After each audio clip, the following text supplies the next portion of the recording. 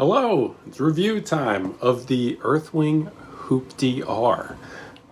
This deck was sent to me for free by Earthwing. Thank you, Earthwing. Getting free stuff is the main way I'm able to review anything at all on this channel without way longer timelines and way fewer videos a year. So I'm always appreciative when companies send things out to me, but understand that when people receive things for free, they may have an implicit, inherent, subconscious bias to say nice things about the person that gave them a gift. I always strive to not do that, but it's important to be conscious consumers and be skeptical of whatever information you're getting on the internet. So here we go. Here's my best as I can unbiased review of the Earthwing Hoopty R. So this is a race board offering from Earthwing. I think it's no secret. I've heard this from a number of people around the community and from Earthwing themselves that this particular model is created in the Madrid factory, which is good because Madrid, in my opinion, has shown some pretty awesome build quality for the price, and this deck is pretty fairly priced. Let me look it up real quick. Yeah, okay, here we are. I'm looking at the Motion Board Shop website. 140 bucks. So there is an 8-ply and a 9-ply version of this deck. To my knowledge, they cost the same amount of money. They recommend that the 9-ply is better suited for riders 200 pounds or more. What do we have going on here? Formica, top and bottom. A Formica is a really popular, low-cost composite. I guess, I don't know if it's a composite or if the deck itself is composite because it has more than one material in it. It's composed of maple and Formica. But very common additive in skateboarding to make decks more rigid. And as far as rigidity goes, this deck has pretty decent rigidity for its price. Although if I were purchasing this deck myself, I probably would lean towards the 9-ply version of it. I'm right at that 200 pounds mark, and I'm getting to the point where I can notice if a deck has a little bit of torsional flex or stuff like that. Not saying it's super prevalent in this. I'll overlay a video where you can decide for yourself how a 200-pound rider flexes this deck. But I know that for me, I'd be reaching for the 9-ply version of this board. But you're going to be adding a lot of extra weight with that extra ply. The 9-ply definitely makes a difference, and this board really isn't trimming the fat anywhere, which I kind of admire. You know, so many downhill boards these days are just like the bare minimum material to make the board work, and there are some interesting things that happens when you do that. One of which is that you've got less material on the nose and the tail to protect your trucks from impacts and things like that. This, while I wouldn't necessarily call this a kicktail, you've definitely got enough platform back here to easily kick the board up into your hand to kind of goof around at the top of the hill before you're about to go soaring down it. And I like that a lot. Also, with a lot of low-degree base plates in precision trucks, you get a big protrusion on the backside of the thing that will scrape the ground with a particularly short length of a deck. And so I do like the extra material on the back here, but the trade-off when you add some more material to the nose and the tail is you're increasing the rotational moment of the board, which is just another way of saying it's got more rotational inertia, so snapping out into slides and snapping slides back in, it's gonna be a little bit slower, take a little longer, which might be an admirable feature for you. You might be like, well, I don't need the most reactive board ever. A board that's a little slower to kick out and little slower to hook up might actually be an amount of forgiveness that you enjoy. I didn't particularly notice any issues with this. In fact, I really kind of liked this being a little bit larger heavier board. One thing I want to cover real quick is the kind of stance you should be using on boards with wheel flares. I do see beginners make this mistake of kind of standing right on top of the wheel flares. Let's say, for example, you've got your foot really at like a 90-degree angle to the deck. You're standing across both rails at the same time. You're going to kind of get some strange pressure points here in your foot. Not a lot of support under the middle of the foot, getting traction on the grip tape. So if you're using a board with a wheel flare and you want to have your foot at a 90, you probably don't want to stand right on top of it. Instead, stand a little bit behind it. Use that as a little bit of a guide for yourself, or kind of angle your foot off to the side. So your heel gets to sit nice and low, not on a high point of the wheel flare, but you still get the benefits of being able to push your toe, get that leverage on the toe side edge of the board on top of the wheel flare. My stance most typically when I'm skating this deck, as you can see from my footstop, is like this. I'm getting right on this wheel flare up here. Heel is sitting just behind the other wheel flare, so it's nice and flat and comfortable on the deck. Don't necessarily stand right on top of the wheel flares because you feel like you have to use all the concave. Use it in a way that's thoughtful, ergonomic, and comfortable to you. Maybe I don't have to say these things, but for people getting into the sport, they see all this crazy concave, they see all this stuff, and while they're learning their stance, it may not be intuitive. To people that have been riding for a while, this section of the video feels maybe unnecessary, but if you're learning how to stand on your board, do it in a way that's the most comfortable to you, and then slowly adjust to doing what you see others around you doing. Go on social media and find your favorite pro and look at how they stand on their board. What kind of stance are they taking through different corners, different positions, things like that. And try to film yourself and mimic their style. And I think that's a great way to learn. But just because you have some certain concave features on your deck doesn't mean you need to be touching all of them at all times. Use a stance that works well and is comfortable for you and your body. Real quick interruption: like, subscribe, comment, engage, interact, make the algorithm do its thing. Also, when you guys interact and the YouTube channel gets more traction, companies like Earthwing want to reach out, send products for me to review, and yeah, win-win. You get to see more reviews, I get to test more gear out, give you more comparisons. Back to the video. Thanks for doing that stuff. We've got a wheelbase here of 22 inches to 23 inches. So in terms of modern downhill boards, which this isn't really trying to be, it's a little bit on the larger side. It still is going to pair well with a kind of cast truck situation. I feel like when you're getting down to that 21, 20, 19-inch wheelbases, these crazy little wheelbases, you want to pair it with a nice, precise truck because, you know, the board's just going to be so much more reactive, so much snappier, changing direction so quickly. And you want a truck on those kinds of wheelbases that isn't going to give you any extra slop, any extra deviation, because it amplifies a lot with a small wheelbase. This 22 to 23 inch wheelbase is a lot more at home for me with either a more chill downhill board or a free ride board.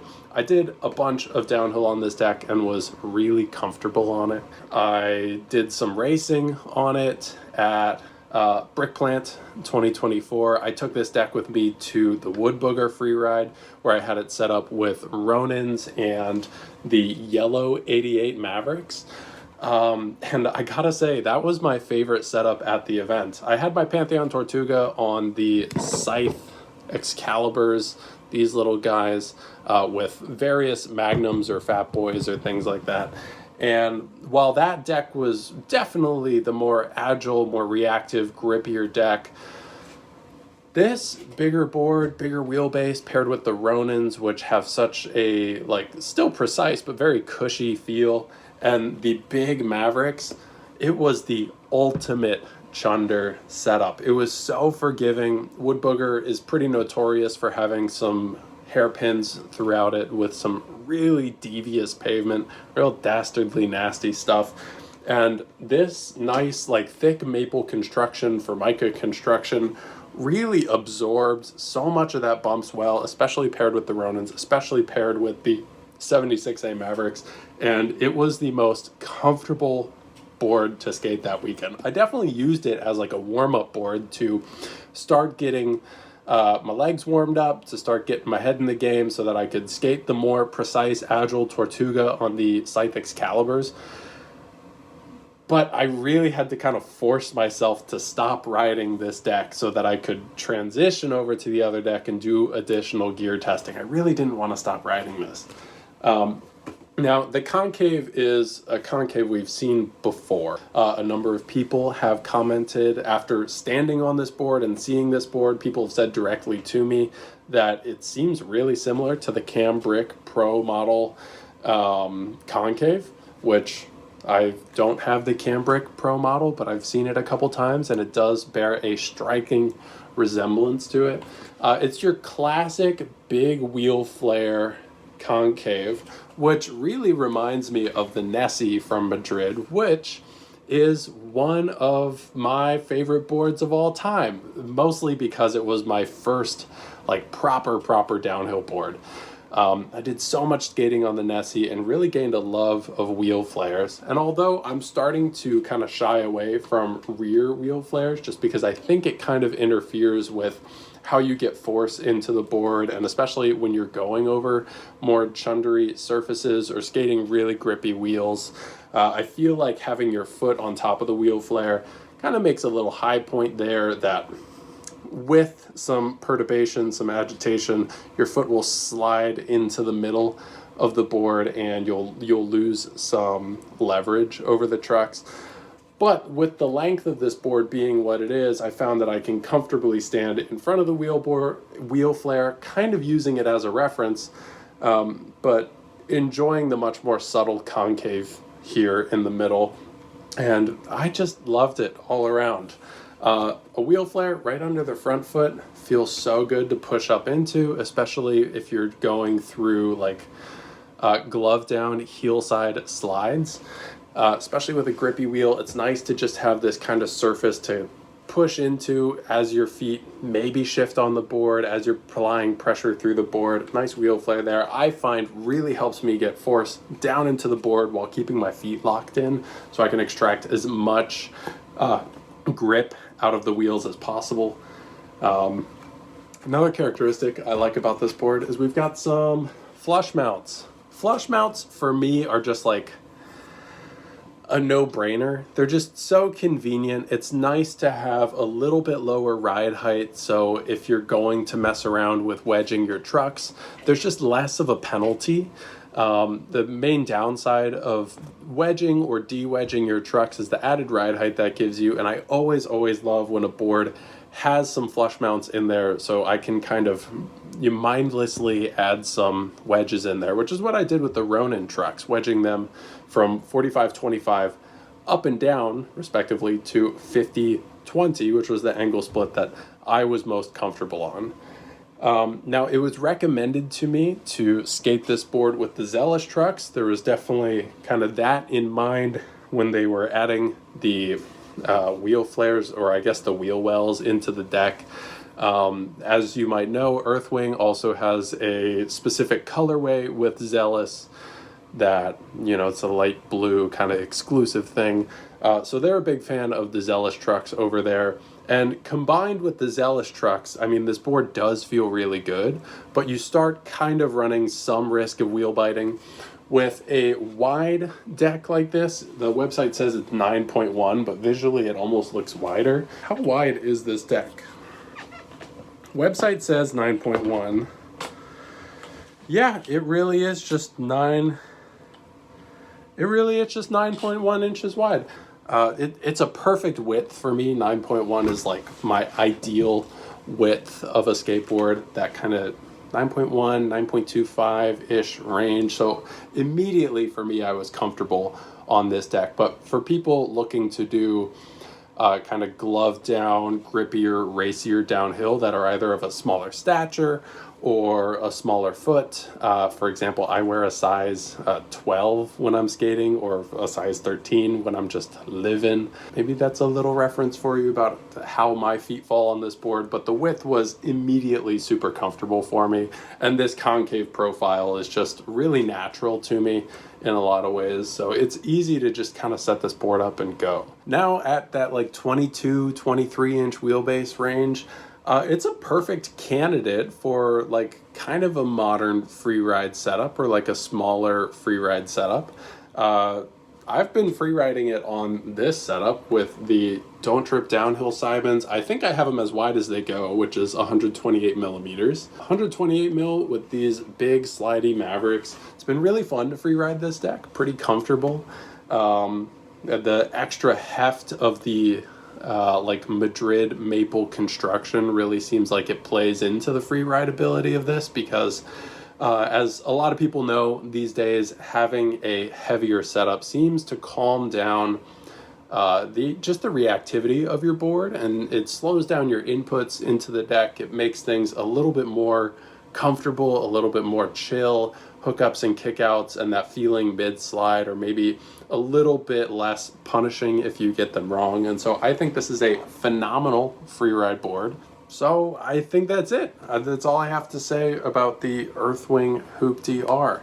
This is a really nice board for the price, 140 bucks. You know, it used to be a lot more typical, probably like 6 years ago, to have a maple formica downhill board in that price range, but we're starting to lose that. It's starting to go away, and so I'm really thankful that Earthwing can still make like a really fine product at that price and sell it at that price, make downhill skating more accessible to more people. I'm a big fan of this board.